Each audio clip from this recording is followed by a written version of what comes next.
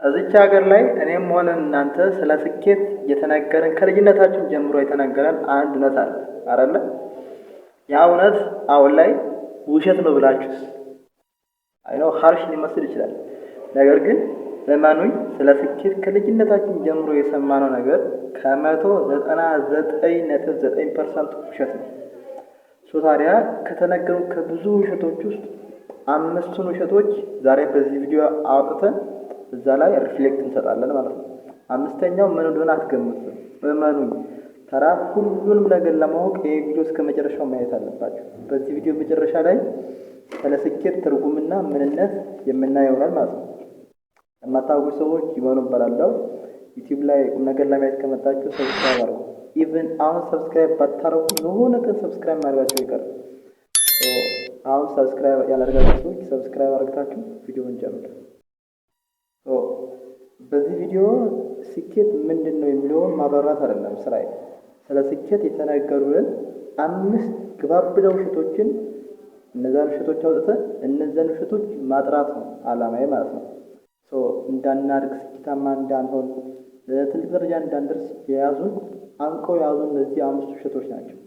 የመጀመሪያው ውሸት ሳክሰስ ኢዝ ፋስት የሚል ወይም ደግሞ ስኬት ፈጠን ነው፣ ፍጥነት ነው። በቃ አንዱ ስኬታማ ከሆነ በጣም በፍጥነት ነው ስኬት የሚገኘው ብሎ ከዚህ በፊት እንደዚህ ነገሮች ሰምተን እናውቃለን በልጅነታችን።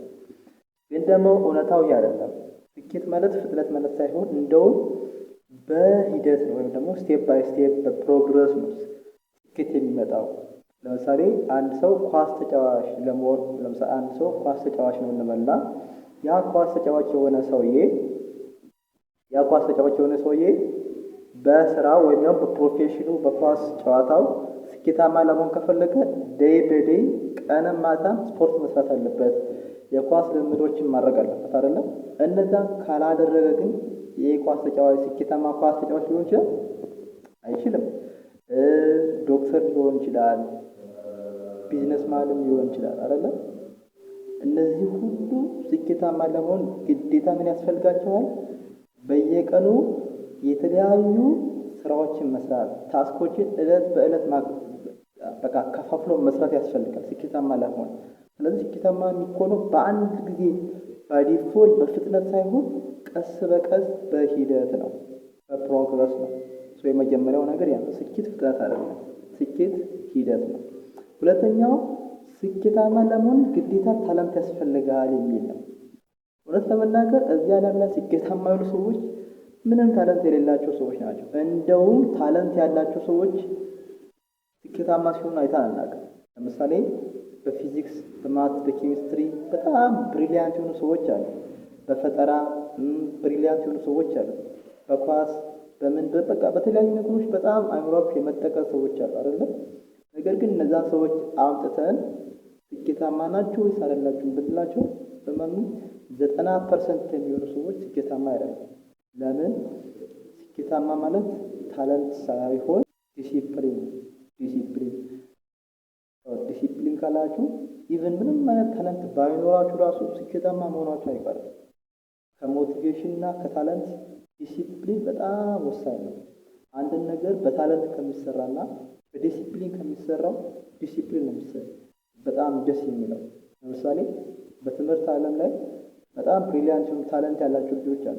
ገና በ3 ዓመታቸው፣ በ9 ዓመታቸው፣ በ10 ዓመታቸው በእንደዚህ አይነት ዓመታቸው ትላልቅ ነገሮችን የሚያስቡ አለ። የ9 ዓመት ልጆች ነው የዩኒቨርሲቲ ትምህርቶችን የሚያነቡ፣ 12ኛ ክፍል ትምህርቶችን የሚያነቡ፣ የሚያብራሩ፣ የሚተነትኑ ልጆች አሉ።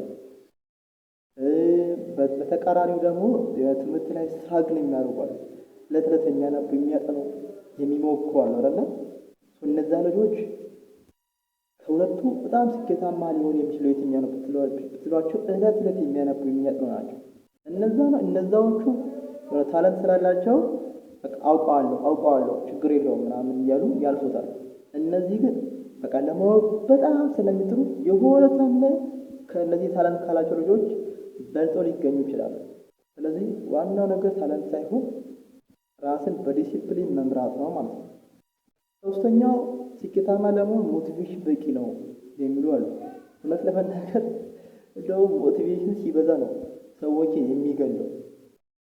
በጣም ሞቲቬት ሆነን የምንሰራው ስራ እና በዲሲፕሊን የምንሰራው ስራ የተለያየ ነው። ሞቲቬሽን አያስፈልግም እያልኳቸው አይደለም። አንድን ስራ ለመስራት ሞቲቬሽን ግዴታ ያስፈልጋል።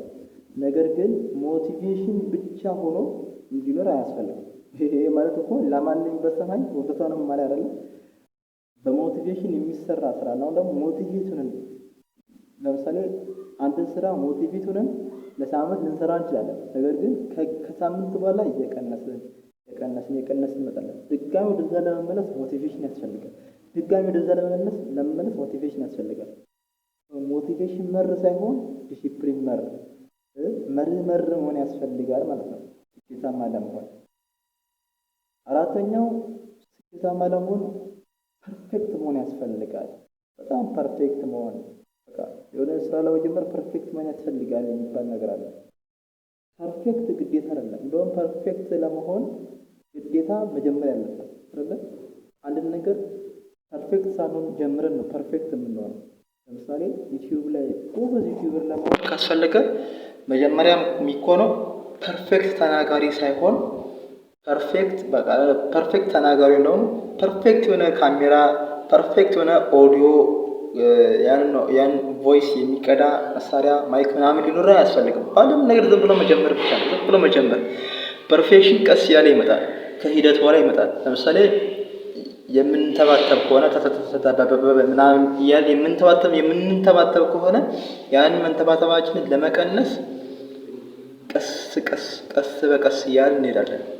ዩቲዩብ ላይ ማለት ነው።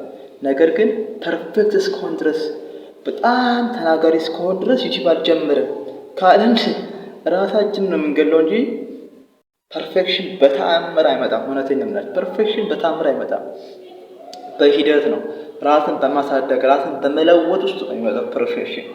ስለዚህ ስኬታማ ለመሆን ግዴታ ፐርፌክት ታይም እና ፐርፌክት የሆነ ነገሮችን መጠበቅ አያስፈልግም።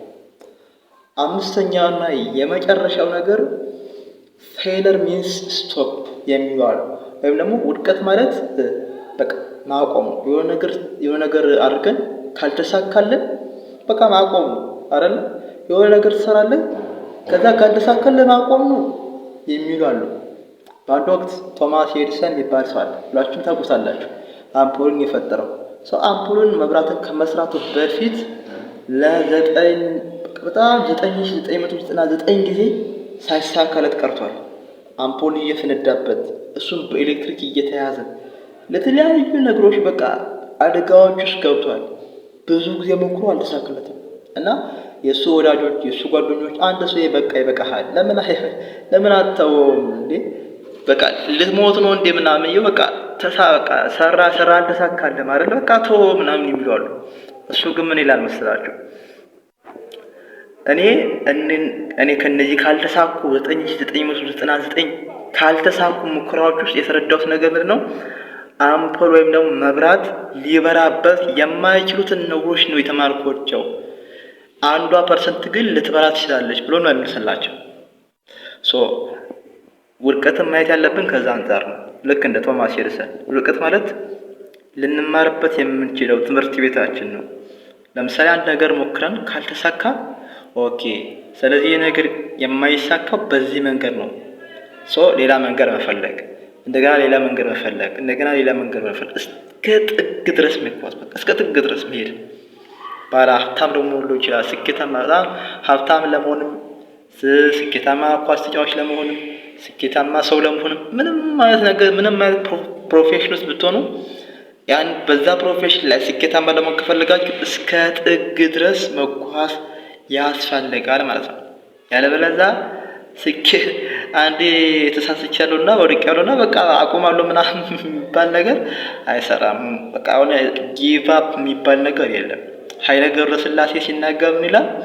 ሞክር እምቢ ካለ ሞክር ይላል። አሁንም እኔ ደግሜ እላችኋለሁ፣ ሞክሩ እምቢ ካላችሁ ሞክሩ። ጊቭ አፕ የሚባል ነገር የለም። በቃ እዚህ ዓለም ላይ ለማን ብለህ ነው ጊቭ አፕ የምታደርገው? ለማንም ለራስህ ስትል ትሞክራለህ፣ ራስህ ስትል ትሰራለህ። በቃ ዋናው ነገር ይሄ ነው ማለት ነው። በመጨረሻም የዚህ ቪዲዮ ዋናው መጠቅለያ ሀሳብ ልንገራችሁና ከዛ ላብቃ። ስኬት ማለት የሆነ ተአምር አይደለም። የሆነ ሚራክል ነገር አይደለም። የሆነ በተአምር የሚደረግ የሆነ በተአምር የሚገኝ ነገር አይደለም። ስኬት ማለት ጀስት በቃ ባይ ዲፎልት ከሰማይ የሚወርድ መና ነገር አይደለም። ወይም እንደነገርኳችሁ ሚራክል አይደለም። ከዛ ይልቅ ከዲሲፕሊን ጋር የሚደረግ ኮንትራክት ነው። ኮንትራክቹዋል ስምምነት ነው። ከዲሲፕሊን ጋር፣ ከትግል ጋር፣ ከእልህ ጋር፣ ከውጥረት ጋር ቢወርቁም ባይሳካም ተምሬበታለሁ። በቃ ከውድቀቴ ተምሬበታለሁ። ላይሳካ የሚችሉ ነገሮችን አውቄበታለሁ። ሊሳካ የሚችልበትን ነገር ደግሞ እግዚአብሔር ያስተምረኛል ብሎ መጓዝ ነው። ስኬት ማለት ያ ነው። በዚህ ቪዲዮ ትልቅ ቁም ነገር እንዳገኛችሁ ተስፋ አደርጋለሁ። ከ5ቱ የስኬት ውሸቶች ውስጥ ግሬት ላይስ ብየዋለሁ እና እኔ ከነዚህ ከ5ቱ የስኬት ውሸቶች ውስጥ የትኛውን ውሸት ተዋሽታችሁ ነበረ ከዚህ በፊት እና አሁን ላይ የትኛውን ነው ያስተካከላችሁት? ኮመንት ሴክሽን ላይ ጻፉልኝ። እንዲሁም እናንተ ስለ ስኬት ያላችሁ ምልከታ ምንድነው? እሱንም ኮመንት ላይ ጻፉልኝ፣ አነባዋለሁ፣ መልስ እሰጥበታለሁ። በሌላ ቪዲዮ እስክንገናኝ ድረስ ሰላም ይሁንላችሁ።